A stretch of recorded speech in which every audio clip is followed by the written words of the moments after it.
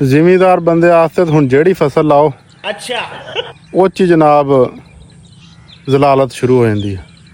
ਹੁਣ ਆ ਮੱਕੀ ਦੀ ਫਸਲ ਦੇਖੋ, ਇਹ ਹਲੇ ਲਾਈ ਨੂੰ 20 ਦਿਨ ਹੋਏ ਆ ਜਾਂ 25 ਦਿਨ ਹੋਏ ਆ। ਇਹਨੂੰ ਮੈਂ ਤੁਹਾਨੂੰ ਦੱਸਣਾ ਵੀ ਇਹਨੂੰ ਕਿੰਨਾ ਚੁੰਮ ਚੱਟ ਚੁੱਕੇ ਆ। ਤੁਸੀਂ ਕਹਿਣਾ ਵੀ ਇਹ ਕੂੜ ਮਾਰਦਾ, ਪਰ ਮੈਂ ਜਿੰਨਾ ਝੂਠ ਬੋਲ ਲਵਾਂ ਇਹਦੀ ਖਾਤਰ ਤੋਂ ਆਦਾ ਦੇ ਬਾਰੇ ਉਨਾ ਹੀ ਥੋੜ੍ਹਾ। ਹੁਣ ਇਹ ਮਕਈ ਬੀਜੀ ਆ, ਇਹਨੂੰ ਜਨਾਬ 2 ਦਫਾ ਦਾਣੇਦਾਰ ਜ਼ਹਿਰ ਪਾ ਚੁੱਕੇ ਆ, ਛੱਟਾ ਕਰ ਦਿੱਤਾ।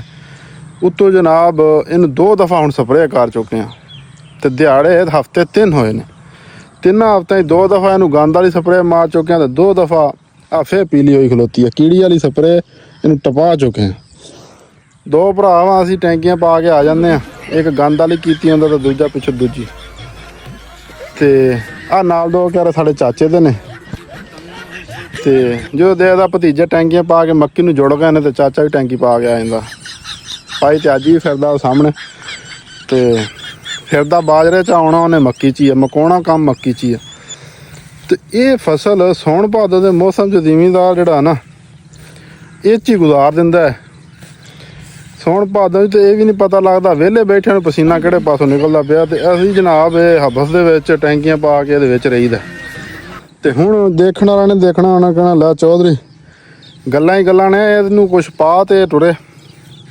ਹੁਣ ਇਹਨੂੰ ਕੀ ਪਾਈਏ, ਇਹਨੂੰ ਕੋਈ ਸ਼ਾਇਦ ਖਵਾਈਏ, ਕੋਈ ਦੇਸੀ ਘਿਓ ਦਾ ਘੁੱਟ ਪਵਾਈਏ, ਇਹਨੂੰ DAP ਵੀ ਪਾ ਦਿੱਤੀ ਆ, ਇਹ 3 ਹਫ਼ਤਿਆਂ 'ਚ ਇਹਨੂੰ ਯੂਰੀਆ ਵੀ ਪਾ ਦਿੱਤੀ ਆ, ਇਹਨੂੰ ਨਾਈਟ੍ਰੋਫਾਸ ਦਾ ਗੱਟੂ ਛੰਡ ਚੁੱਕੇ ਆ।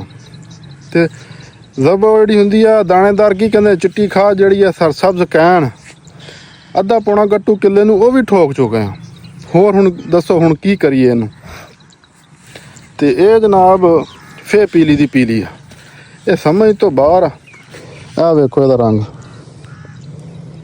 ਟੈਂਕੀ ਪਾ ਲਓ, ਮਗਰਾਂ ਪਿੱਛੇ ਮੱਕੀ ਬੀਜਣੀ ਆ, ਤੇ ਰਾਤੀ ਸੌਣ ਲੱਗਿਆ ਵੀ ਟੈਂਕੀ ਤੁਹਾਡੇ ਮੋਢਿਆਂ ਨਾਲ ਵੀ ਹੋਵੇ, ਸਵੇਰੇ ਫੇਰ ਉੱਠ ਕੇ ਆ ਜਾਓ, ਇਹਦੇ ਤਵਾਫ ਕਰਦੇ ਰਹੋ।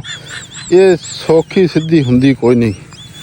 ਪਤਾ ਨਹੀਂ ਹੁਣ ਤੁਹਾਡੇ ਇਲਾਕਿਆਂ ਦਾ ਕੀ ਹਾਲਾਤ ਨੇ। ਇਹੀ ਹਾਲਾਤ ਹਰ ਸਾਲ, ਪਿਛਲੇ 2-4 ਸਾਲ ਪਿੱਛੇ ਚਲੇ ਜਾਓ ਜਨਾਬ, ਮੱਕੀ ਸਿੱਟਣੀ ਤੇ ਜਨਾਬ ਇੱਕ ਸਪਰੇਅ ਮਾਰਨੀ ਕੀੜੀ ਦੀ, ਤੇ ਮੱਕੀ ਮਾਲ ਦੇ ਖਾਣ ਦੀ ਤਿਆਰ।